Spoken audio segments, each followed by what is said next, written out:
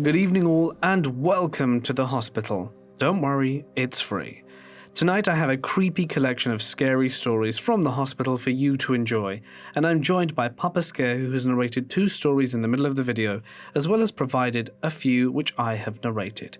If you'd like more from him, you can find a link in the description or at the end of the video. But for now, it's time to get comfortable, because I see the nurse approaching with your injection to let the darkness take control. At the age of 93, my mother was diagnosed with pancreatic cancer. As a result, she was admitted to the San Rafael Clinic in Pereira, Colombia. The clinic's regulations require that the patient have a companion both day and night, in case of an emergency to alert the paramedic staff immediately. Carlos was one of my brothers who could take the night shift, while the others rested, having covered previous nights. It was during one of these night shifts where Carlos had reclined on a chair in front of my mother's bed and fallen asleep. Around 2 or 3 in the morning, he woke up with a start and saw that around my mother's bed were 3 beings floating a few inches off the ground. They were dressed in what appeared to be tunics made of greyish or silverish material that sparkled. He was shocked and momentarily speechless, and when he finally went to utter something, the beings noticed he was awake and consequently drifted through one of the walls that bordered the other room, not through the entrance door, and they were gone. Neither he nor my mother ever saw these beings again, but we believe that these beings were an omen of death, announcing her departure from this world. A few days later, she passed away. Her burial, oddly enough, took place on May 15th, 2018, the day she would have celebrated her 94th birthday. We still wonder what these things were, and wonder if we shall ever see them again, and hopefully, not anytime soon. I was posted in a primary healthcare center with a fellow senior doctor. It was our night shift, and he started to tell me stories of the time when he was doing autopsies in the same hospital. He was shifted to primary healthcare because he couldn't deal with the trauma that came later. He said that not all autopsies led to hauntings, but it were people who had taken their own lives, or at the expense of someone else, where the cause of death was unnatural. These were the cases that led to some of the most disturbing paranormal events he had ever witnessed.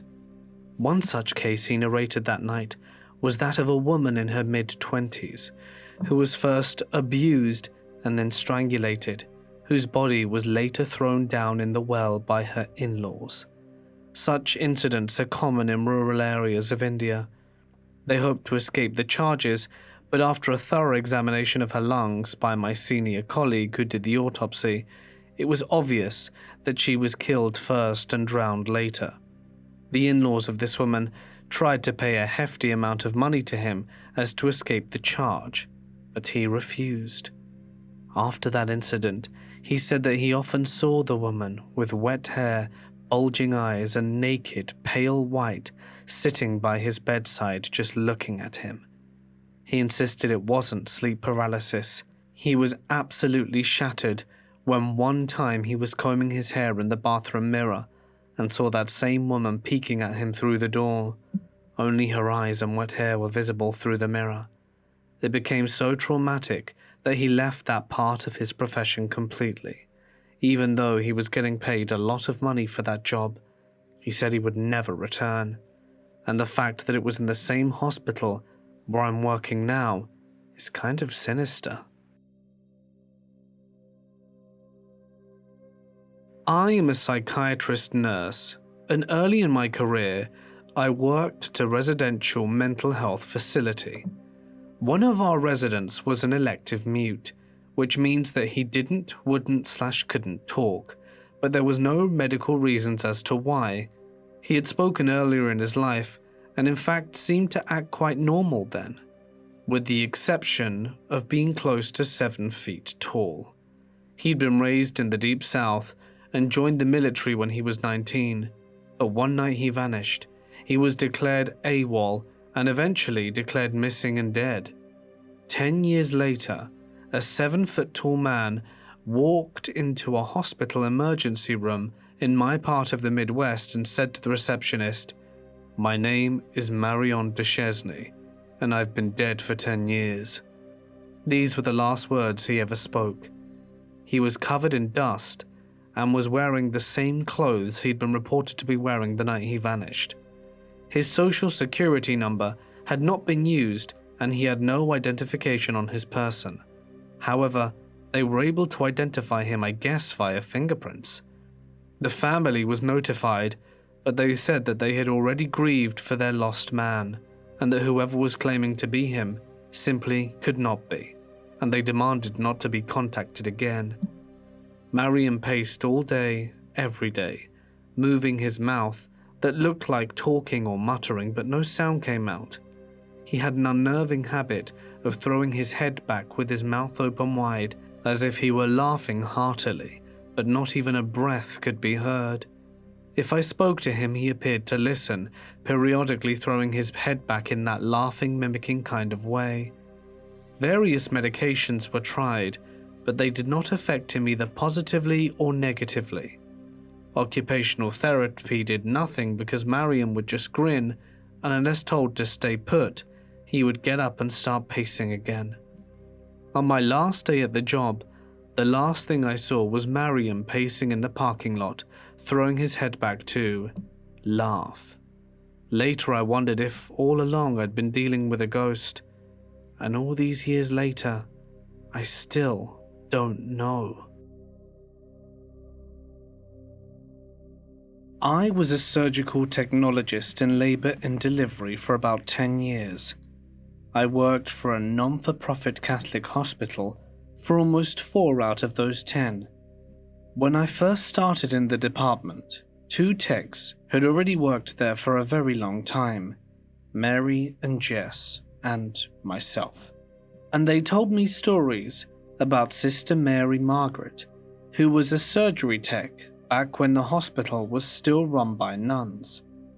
Sister Mary Margaret was very much by the books and left little room for her co-workers' errors. Jess knew about Sister Mary Margaret, but Mary had worked there so long, she'd actually worked with the nun. Mary began to tell tales about instances when she heard Sister Mary Margaret in the OR suite long after she'd passed away, and up to the current time frame. Being a born skeptic, I thought Mary and Jess were just hazing the new girl, and I wasn't buying a bit of their nonsense. Well, fast forward to when I'm off for orientation and working my 12-hour night shifts. I'd be in the back, setting up the OR suite or stocking supplies, and I could hear the shuffle of shoe covers, just as high heels make the click-clack sound. There's a very distinct sound shoe covers make when they shuffle along the hospital floor. I just sleuthed it out and figured Mary and or Jess put one of the night shift nurses up to prank me to see if I'd fall for it.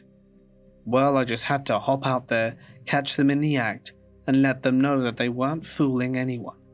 So I popped out to the hallway ready to scare the scrub pants off whoever was pranking me.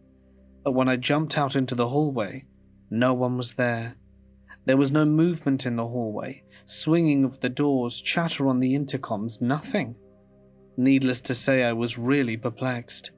So that first incident just kind of got a shrug with me, and I went on working. As time passed, these incidents became more and more frequent. We had more new employees, and Mary and Jess were training them. Mary and her new orientee had an incident where sterile supplies were on the OR.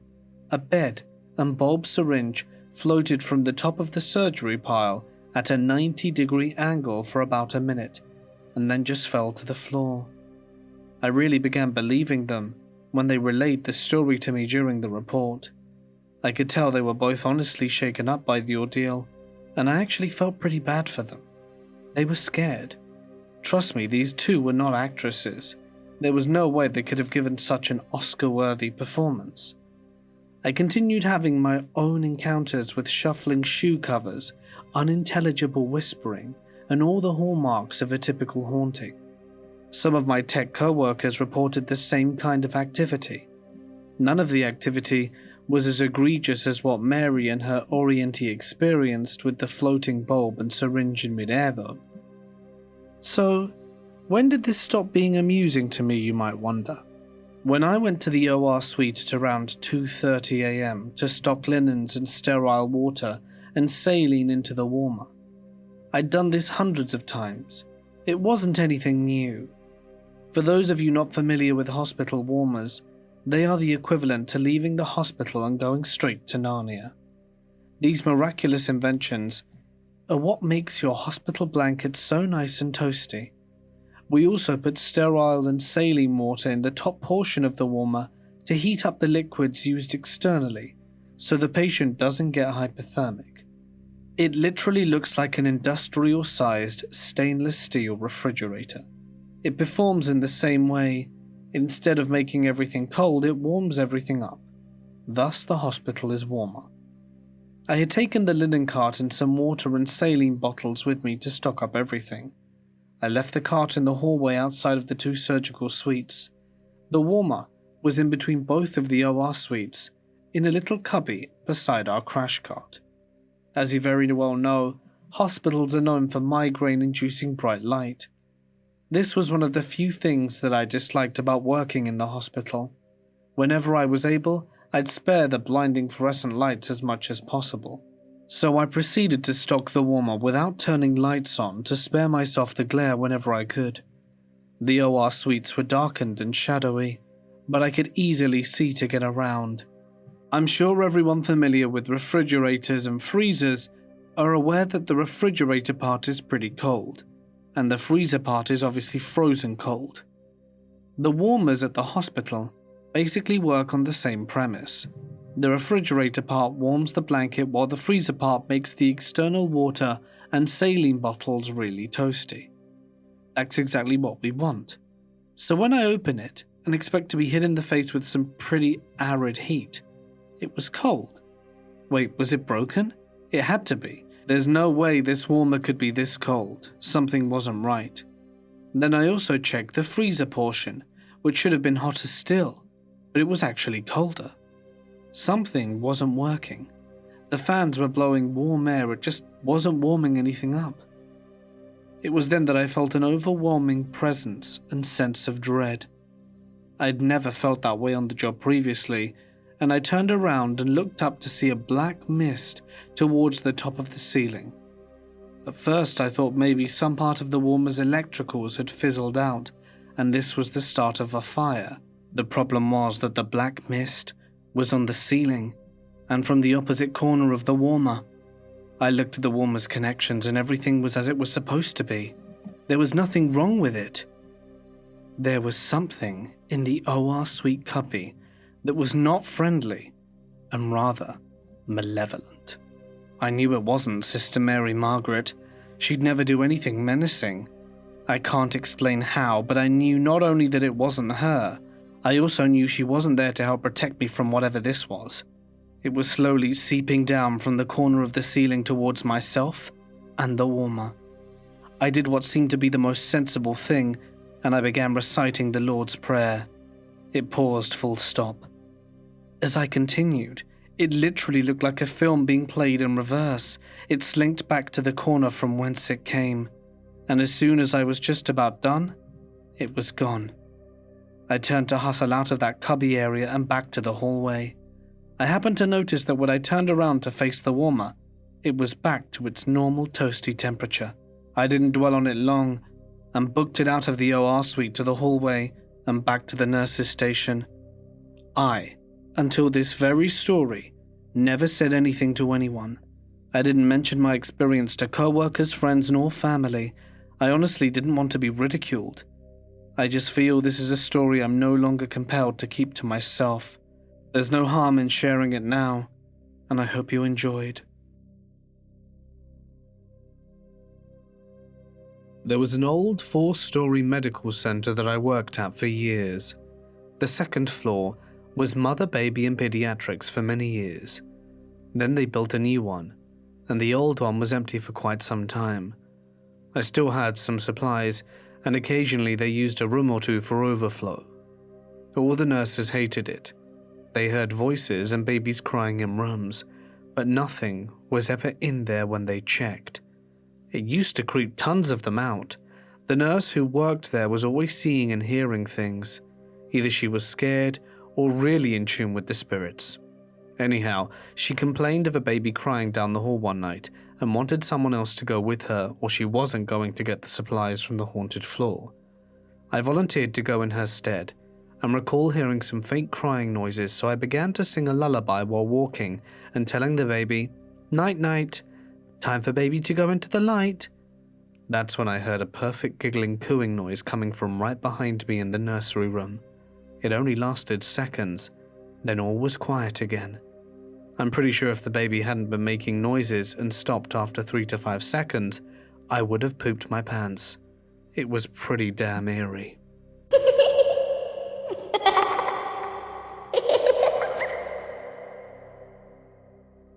Back in 2015, I was working in a hospital in medical records. We needed to get our paper medical records shipped off to a storage location, and my boss asked me to log all the boxes. The places they moved the old paper records to was the abandoned manor/nursing home. It was all one floor that was attached to the hospital right next to the medical records.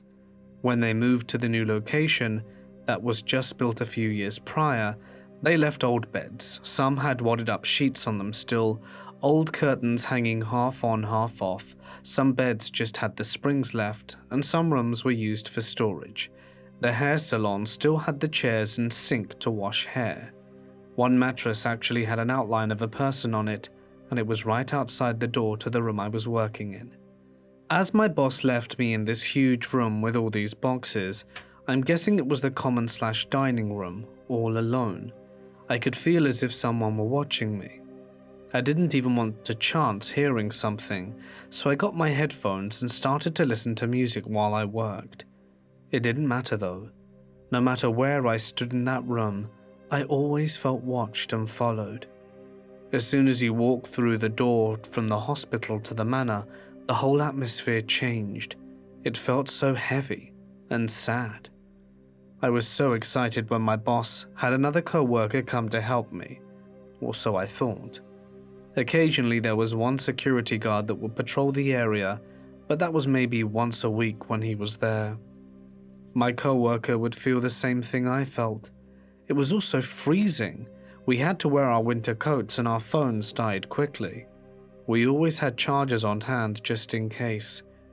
Well, one day she was on the side of the room, and I was on the other, both still feeling really uncomfortable and watching. No one is in the manor, just her and I, and all of a sudden we heard this very short, very loud yell. My coworker and I both looked at each other and asked, "What was that? Was it you?" We both said no. We both ran out the room so fast and back to medical records. I asked my other coworker if they were messing with us, and they all said no. Why? My boss had a very puzzled look on his face as to why we came running back into medical records and out of breath. I told my boss that he was going to have to give us a few minutes before we went back there, even though I did have a job to finish. I finally got the courage to go back over there, and I kind of inspected the area, with something heavy in one hand, of course. I couldn't find anything that would make the noise or duplicate it. The old manor is now torn down. I'm not sure what they're going to do with the area, but I hope they bless it before building. I know it's not the scariest story out there, but it sure as hell scared the hell out of me and my co-worker. And if you'd have been in the same situation, I'm sure it would have been the same for you. I am a certified nursing assistant and have worked in several long-term care facilities and have a few stories to share, but this is by far the creepiest that I have. I was working at a long-term care facility. The place is shaped kind of like the spokes on a wheel if you cut it in half. The wings were named A, B, C, and D. The rooms were in the shape of a square with a small hallway coming from the door, with the closets on one side and the bathroom on the other. And from the door frame to the wall was maybe a foot wide before you were completely in the room. Keep that in mind. So one night shift I'm working on Wing B. We had just had a resident that passed earlier in the day. The room was a double, and the roommate was still in the room. I came on shift that night and was given a report from the afternoon shift. They were saying that Mrs. Smith had passed during day shift, and they also said the roommate wanted to keep all the lights on in the room because there was a little boy in the room and he wanted the lights on, and every time they went into the room and she was awake, they would start fighting if you tried to turn any of them off. I was like, okay, and asked if they told the day shift nurse, and they said they had. I go in every 2 hours to check the residents. Mrs. Jones, can I turn the light off? She would say no, and I would go ahead and continue with my rounds. It was my 3 a.m. rounds, and as soon as I walked into the room, and even came within the end of Mrs. Jones' bed, it was like I had walked into a curtain of sheer ice that was just hanging there, and an electrical feeling washed over me. Goosebumps enveloped my body, and my skin felt tight. It was like I was frozen there for a while. Once I was able to regain movement, I forced myself to finish walking into the room and change her. She asked, "Did you feel that?" I told her I did. Mrs. Jones said that it was the little boy, that he'd been in here all night. As soon as she was clean, I bolted out of the room. I went straight to my nurse's station and sat down. My nurse asked what was wrong. I couldn't talk for a few minutes, so she went and got the charge nurse. By the time that they got back, I was able to talk. I told them what happened and was telling them what had occurred, and it gave me chills again. The charge nurse asked if I could keep working, because I was very pale and shaking. I said I could. The charge nurse said that residents were seeing the little boy, and that it was normal when someone passed away. But she did say that it was the first time that anyone has had an experience like I did. The resident was changed to another room the next day. Before I left home, Miss Jones said a couple of times that the little boy was back visiting, and sure enough, that meant a person would pass in a day or so. I've worked in the ICU for 5 years, and I have experienced that the newer nurses seek, but they also know that I don't play with spirits. During a night shift, one of the newer nurses came and said she felt uncomfortable in a room, almost as though something were watching her. She asked me to go with her, and we walked down the hallway to the room. The patient had been in an unsurvivable accident, and she was on life support until the family could make the decision to let her go. When we entered the room, it was ice cold with a heaviness in the air. I suctioned the patient's airways, and she had no gag, no cough. I asked if not having a gag or cough was new, and she said that it was. My co-worker stated that she felt uneasy, so I did what I could to make her comfortable and maybe get a laugh from her to help her fear. I looked at the patient, speaking loudly. "Hey, Miss Zena, I know what happened is really unfair, but you have to go back into your body. It's not time yet," with 2 large claps of my hand.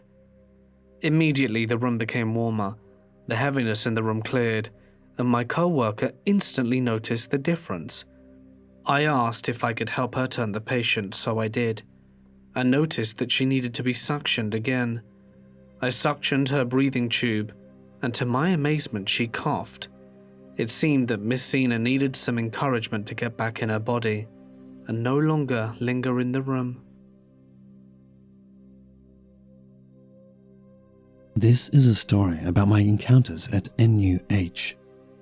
NUH is located near some forested area. I am a staff member of NUH, working normal shift work, and on that particular day I was working the afternoon shift, which ended at 10 p.m. My office was located on the 6th floor of NUH, main building and directly facing the forested area with big trees and a staircase leading up the hill. If I look out my window, to my right I could see NUS and a small road parked with cars. It was a normal day for me. My fiancé will always wait for me at the 5th floor staircase which leads to my office. There is a door on the 6th floor by the staircase, and you have to scan the staff pass to enter, so strictly no outsiders. The corridor outside my office is always very creepy, and if I turn to my right, I can see the forest again. So, like other days, I walked as fast as I could and never even turned to my right. As I reached the door which leads to the staircase, I pushed the button to unlock the door, but unfortunately, the button didn't work and the door never opened. I called my fiancé to tell him to go up the stairs as I was very scared. There is a small window on the door and I could see him walking up the stairs. While waiting for him to reach the door so I can ask him to get help for me, I turned around, and I don't know why, but something just made me look at the forest, which I never did before. I saw a white figure looking directly at me with long hair somewhere among the trees, but I told myself it was probably just my imagination. Then, suddenly it moved. It looked like it was floating. That was when I realized it was for real, and that was it. I started panicking. I was lucky that it did not come to my direction. I could feel my heart beating so fast and my legs felt like jelly. I was breathing very fast. As soon as my fiancé appeared near the door, I started crying and telling him I need to get out. He told me to calm down, and like 5 minutes later, while waiting, a technician arrived. Probably they saw us from the security cam. They fixed the button, and I was free. It was a bad day for me. Now, my office has moved to the 1st floor, which is nearer to the A&E and definitely safer for me and the rest of my colleagues.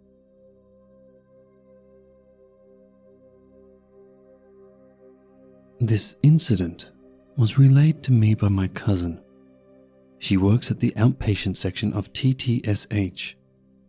Please be aware that the TTSH hospital I'll be writing about is the current, newly built hospital and not the old one. That night was as usual. She was getting ready to go home when one of the nurses there asked her if she didn't mind checking some paperwork before she went, so she decided to stay for a while. The checks didn't take long. She managed to finish the papers before 6:30 p.m., the time when the janitor would come to lock the doors of the respective outpatient sections. As she was walking happily towards Novena, she realized that she had forgotten her wallet. She rushed back to the hospital so that she could catch the janitor before he locked her section. As she was running frantically down the corridor towards her clinic, she saw the janitor locking the door. She shouted for him to stop, telling him that she had left something behind. For whatever reason, he ignored her. She continued running towards him, running and shouting. Finally, as she was about 3 feet away from him, he turned towards her and smiled. What she saw freaked her out. The janitor's face was hideous, and his skin looked as if it had been bitten off by thousands of maggots. Before she fainted, she heard him say, "Did you forget something, my child?"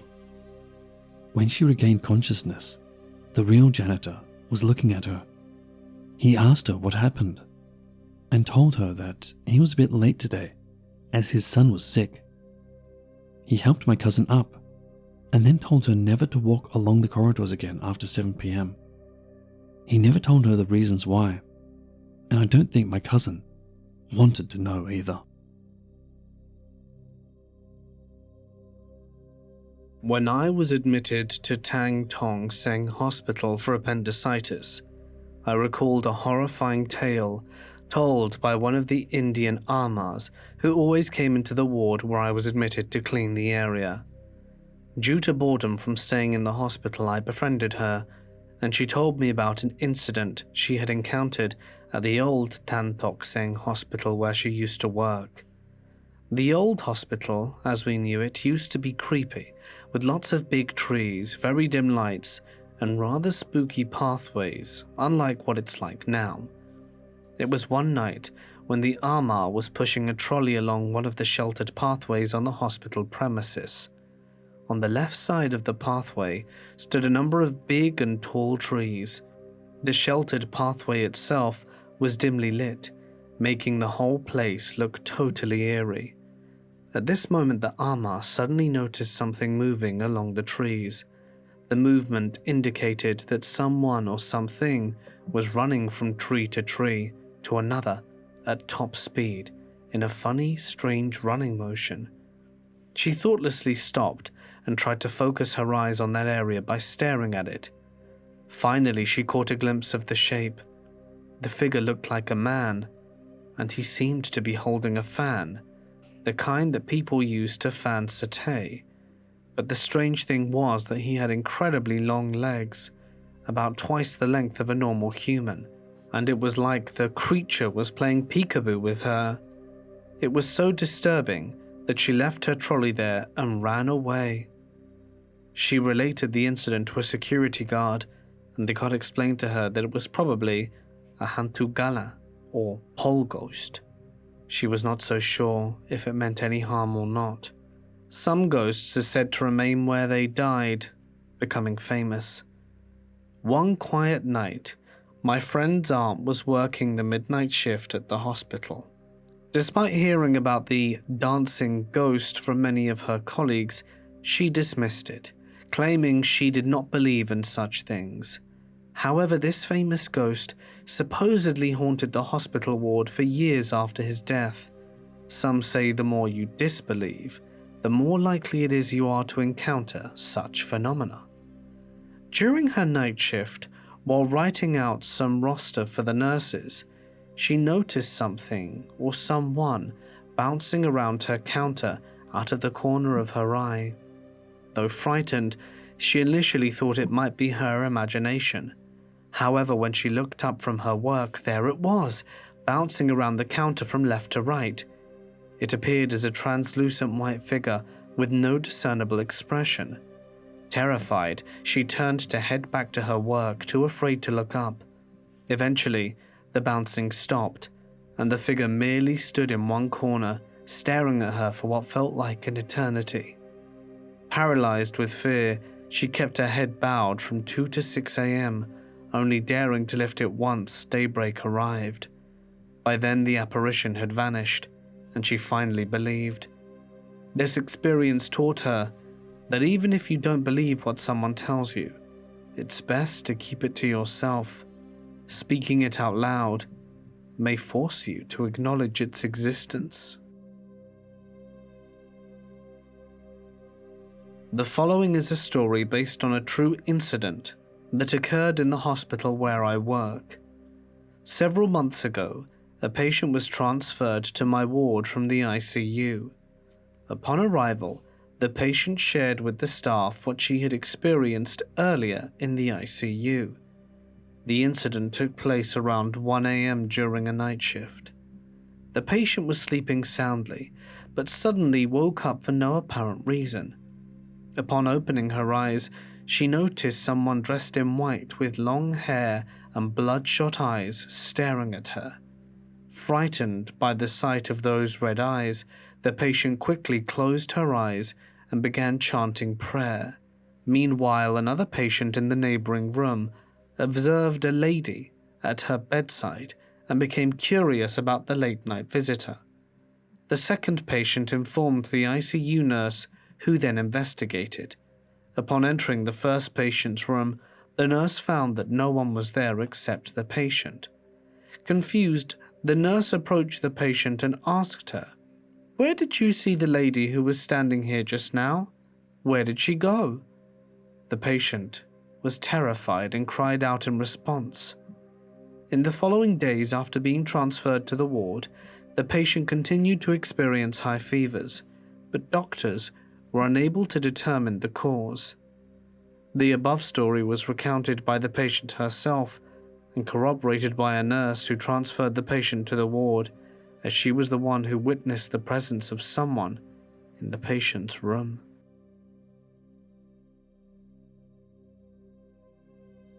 My mother was the most no-nonsense person ever and did not believe in ghosts. She worked as a nurse in an ancient manor house that had been converted to a hospital. Her name was Sister McHugh, and it happened on Christmas Day 45 years ago at a cottage hospital in England called Eccleston Hall Hospital. One morning, she parked her car out front and looked through the large bow windows to see someone dressed up in Elizabethan clothes with food and decorations. She was thrilled that someone had gone to all the trouble and jumped into the room to say, "Merry Christmas." There was no one there, just the office files and photocopier. She never said anything against ghosts after that. It is notable that my mother was one of those upright women who scoffed at all things paranormal, but this incident really shook her foundations. To give you some context, it's imperative that you understand that I'd already worked as a nurse in a juvenile detention facility. Dangerous and potentially volatile patients weren't anything new to me. In come patient Ed Gain. He was one for the ages. If he could rock my unshakable foundation, he could pretty much scare anyone. For those of you who don't know, Ed Gain was a suspected serial killer and body snatcher who made paraphernalia from the corpses of those who were grave robbed or murdered. He wasn't in my unit. He was a unit over from mine. A dear friend worked on that unit most nights. I'd never heard her mention him, nor pay him any mind more than any other patient. So imagine my surprise when Ed Gain took a very serious interest in this nurse. Now you think that working in a juvenile detention facility is pretty dangerous, and it definitely can be, but this particular facility housed the criminally insane, those deemed mentally incompetent to stand trial. There were varying reasons why other patients were committed, but this is why Ed Gain was remanded to our care. My friend who worked on that unit and I took the patients to dinner in the cafeteria. A nurse was required to be there if there's a medical emergency. I was casually glancing around one day when I was in line with my own patients, and there he was, the creepiest guy I'd ever laid eyes on. He stared at me with those crazy Ed Gain crazy eyes, thus the moniker, and smiled the smile of 1,000 maniacs, and never blinked those crazy eyes once. He followed my every move like a gargoyle at the corner of a Gothic cathedral.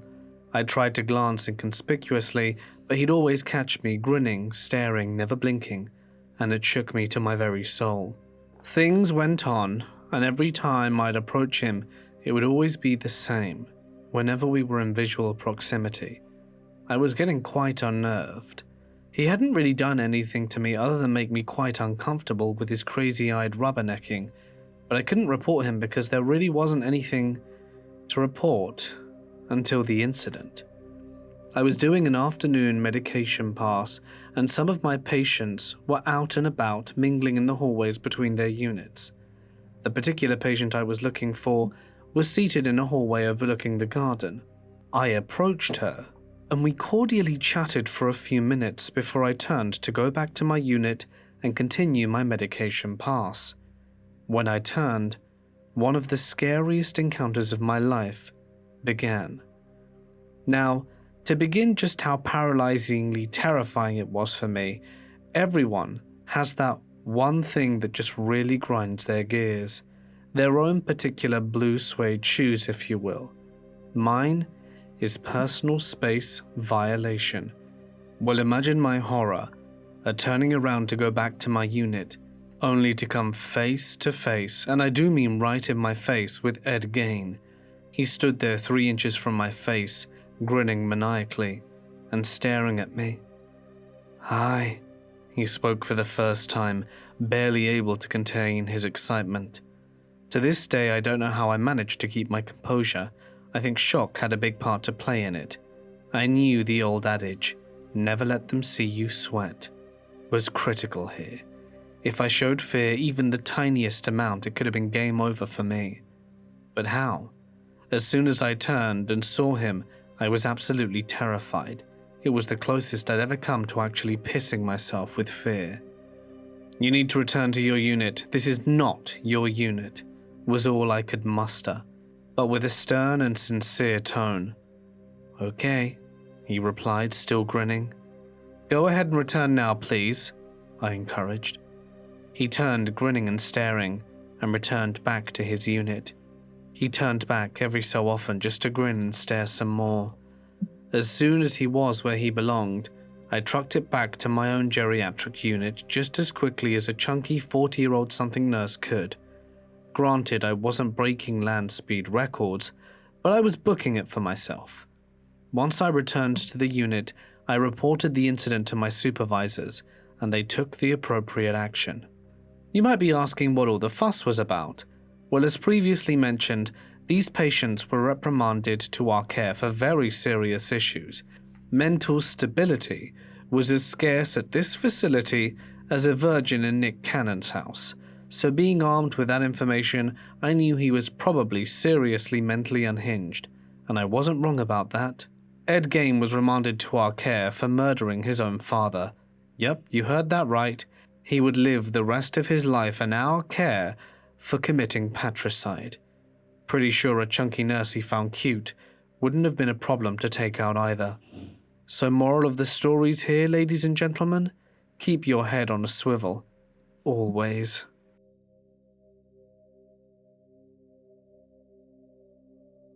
This happened to me around 40 years ago, when I had just started work as a nurse. Part of my job was to every morning go around and check the children in the children's ward to make sure that they were fine. One morning, I was going around when I reached the little girl and asked if everything was okay. I checked her chart and see what she needed for the day, and when I went to check her pulse, she said, "Why are you doing that? The doctor just came and did that already." I was stunned. It was 6 a.m. I didn't think a doctor was going to be here anytime soon, not in this ward, so I answered her politely saying that she was mistaken and that no one had been here yet, but she was adamant. And then, another little girl on the bed opposite started up and saying that they were indeed telling the truth, that a doctor had come in and had checked them both. That was bizarre. I didn't know anyone was on the floor at this hour anyway. So I told them that I was going to have to check it anyway, did so, and went over to ask my colleagues what had happened. One of the nurses told me that no one had been in to check on them today, and that they weren't scheduled to in any case. That's when another nurse overheard the conversation and starts to get a little bit excited in telling us this juicy gossip. Apparently, the hospital was haunted by a doctor who had died a long time ago. Allegedly, after he died, he was still appearing, making the rounds. I found this unbelievable, but decided to go ask the children individually what the doctor looked like to see if their stories lined up. I went to the first child, and she described the doctor as an aging man in a white coat with a grey beard and moustache. Cool, I thought. When I saw the other patient, she was having her breakfast. I asked her the same question away from the other kid, and she gave me the exact same description, with even more detail. I found this pretty confusing, and didn't know what to do with the information as I genuinely didn't believe in the paranormal. But as my time in the hospital continued, I got accustomed to the fact that there are some things in this world that cannot simply be explained away.